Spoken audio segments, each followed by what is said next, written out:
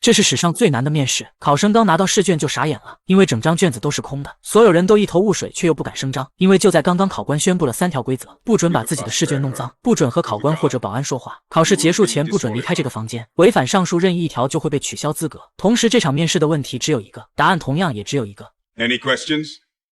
众人都不敢作声，因为刚刚才说过不准和考官交流。见无人应答，他便开启了倒计时，考试时间为80分钟。说完就转身离开了。望着眼前空无一字的试卷，大家都陷入了迷茫。面试的题目究竟是什么？看来想要拿到这个年薪500万的职位并不容易。就在这时，一个黑发女人终于按耐不住了。她认为公司应该是想让他们写一份职业报告，可她刚一动笔，旁边的保安就走了过来，接着她就被毫不留情地赶了出去。后果如何就不得而知了，因为她违反了第1条规则，弄脏了试卷。其他人见到这一幕后，连忙放下了手中的笔。没想到写字也算弄脏试卷，那这该如何作答？就在众人毫无头绪时，一名叫小白的男人却笑了起来。他表示考官只说了3条禁止做的事，意思就是说只要不违反那3条规则，其他的什么事情都可以做，比如起身站起来，又比如在这里打拳。果然一旁的保安在他做完这些事情后并未做出什么反应，看到有人带头，其他考生也渐渐地放松了下来，纷纷开始思考起来试卷为何是空白的。一个长发妹认为或许是需要用某种特殊的方法，上面的字才会显现出来，比如光线。其他人也都表示认同，因为现在也只能走一步看一步了，当务之急是要赶紧把面试的题目找出来。于是大家便开始做起了实验，他们将试卷对照着光源仔细看去，但并未发现上面有什么变化。这时一旁的小黑突然想到，或许要用特殊的光线才行，比如 X 光、紫外线、红外线之类的，可房间里根本就没有相关的设备。不过好在人多主意也就多。就在其他人一筹莫展之际，一旁的金发妹表示，这么大的一家公司，房间里一定会有应急灯，说不定就是某种特殊的光线。他们果断地敲碎了这里的灯光，当一切都归于黑暗之后，果然下一秒应急灯就亮了起来，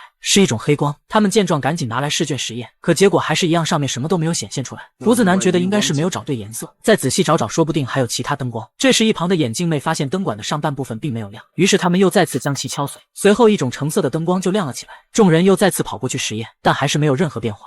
Okay, now, can we please get off the lighting? 小白觉得或许要用其他方式才能让试卷显现，于是他拿来了黑发女人的试卷。他认为试卷应该是由一种特殊的材质制成，用铅笔涂黑也许能有效果，但结果显而易见。不过很快他又有了新的主意，既然光线和铅笔都没有用，那不妨试一试液体。说完他就将试卷撕成了2份，然后把其中1份交给小黑，让他用口水去舔，自己这边则用尿液做实验。可这个方法也没用，大家对此也是无可奈何。就在这时，小白注意到了一旁的眼镜男，他至始至终都没有说过话，也没有参与进来。看着桌上的这些玻璃碎片，他忽然说了一句奇怪的话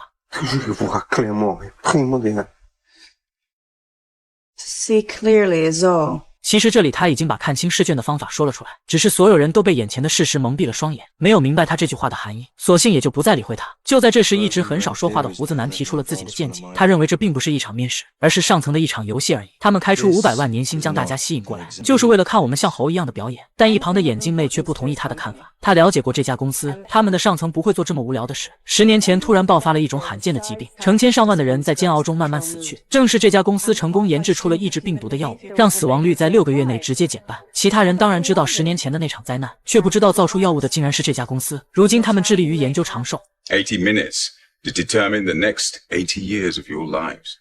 回想起考官的那句话，众人瞬间就明白了过来。也就是说，只要自己进入这家公司，就能活到100多岁。为了这项研究，他们现在急需人才，所以这场面试是真实的，并不是游戏。长发妹的男友正是得了这种病，虽然有了特效药，却十分的昂贵，但只要成为公司员工就能享5折优惠，所以他才来参加这场面试。随后他又表示，既然之前的方法都没有起到作用，秘密说不定就藏在保安身上。下一秒他就径直来到了保安这里，然后毫不客气地朝着他的口袋摸去。因为对方没有违反规则，所以保安并未阻止。长发妹从他的口袋里摸出了一个打火机，小白不明白这东西能起什么作用，难不成能将试卷烧出字来？看着上面的烟雾警报器，他好像有了主意。但小黑觉得他们刚刚才用液体做过实验，根本就没有效果。对于小黑的质疑，他不慌不忙地表示，这里面装的不一定是水，可能是任何液体，比如显影液。其他人也都同意他的看法。为了这场面试，公司将这里做些改变也不是不可能。随后长发妹便站到了桌子上，然后点燃打火机，众人也都在下面做好了准备。可很明显高度不够，于是聪明的小白便给他递来了试卷。有了纸张就好办多了。很快在烟雾的作用下，防火警报就被触发，可留下来的却不是什么所谓的显影液，就是普通的水。他们又失败了。就在这时，长发妹发现自己的试卷不见了，原来刚刚小白拿来的竟然是他的试卷，因此他被淘汰了。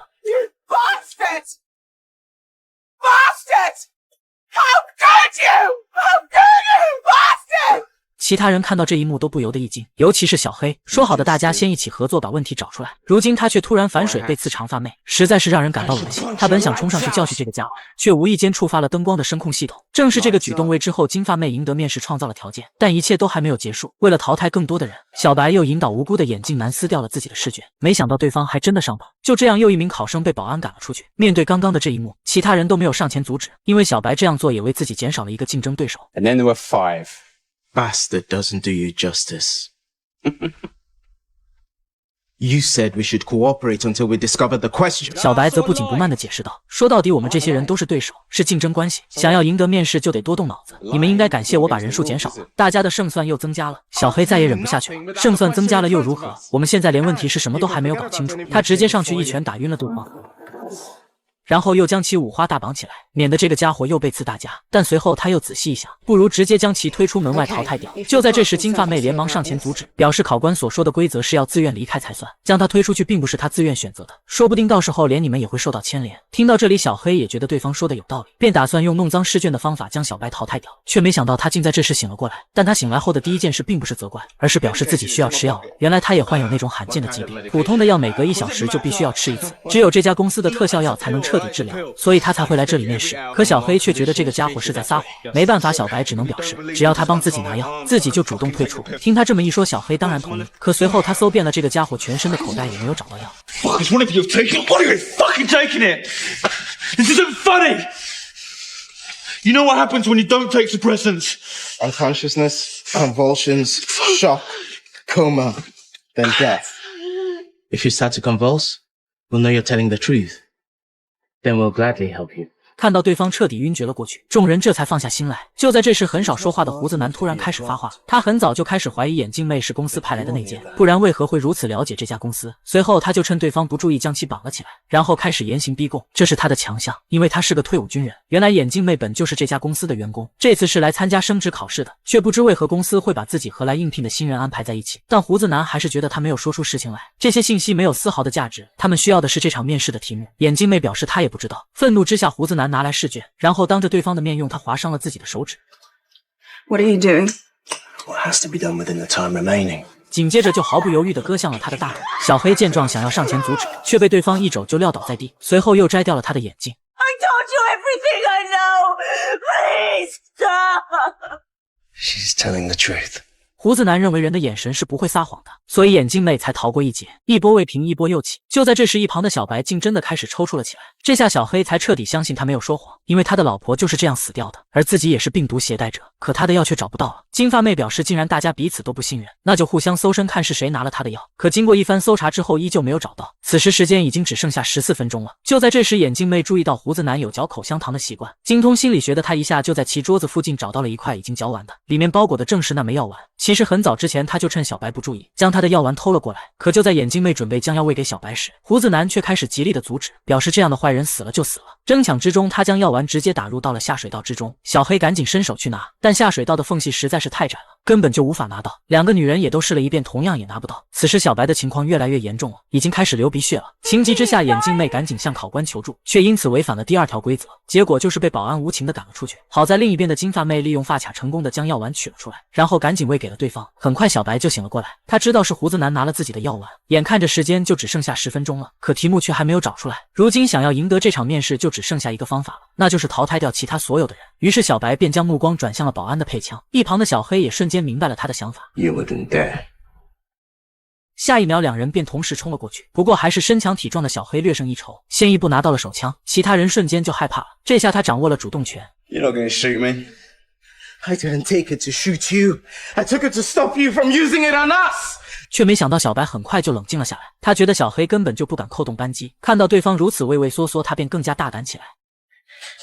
Don't. 原来这把枪竟然需要指纹才能射击。争抢之中，他用铅笔扎伤对方，然后成功的拿到了手枪。胡子男也想上去抢夺，却一下就被对方击倒在地。这下主动权又到了小白手中，他可就没有小黑那么善良了。随后这个家伙利用保安的指纹要挟其余3人，让他们自己退出面试。没办法，在众生平等武器面前，他们只能答应。首先第一个走出去的是胡子男，然后是金发妹。Ready。小黑瞬间就明白了对方的意思。 Lights out!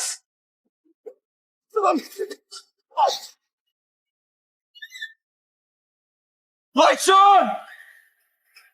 不过最终他还是倒在了小白的枪下，而另一边的金发妹其实也并未真的离开，一只脚还站在里面。就在这时，闹钟响起，一切都结束了。小白以为自己就是赢家，便对着考官表示我就是你们要找的员工。谁知这时保安却走了过来，并把自己的手表拿给他看。原来考试时间还并未到，那个眼镜男在临走时故意将闹钟调快了几分钟，而这里所发生的一切考官都尽收眼底，因此小白被淘汰了。就在这时，一旁的金发妹看到地上的眼镜，突然想起了眼镜男所说的话，要看清现实。随后她便拿起眼镜以及一块玻璃，来到了试卷这里。经过放大之后，果然就在上面找到了一行字，上面写着问题，而至始至终考官就只提过一个问题。Any questions?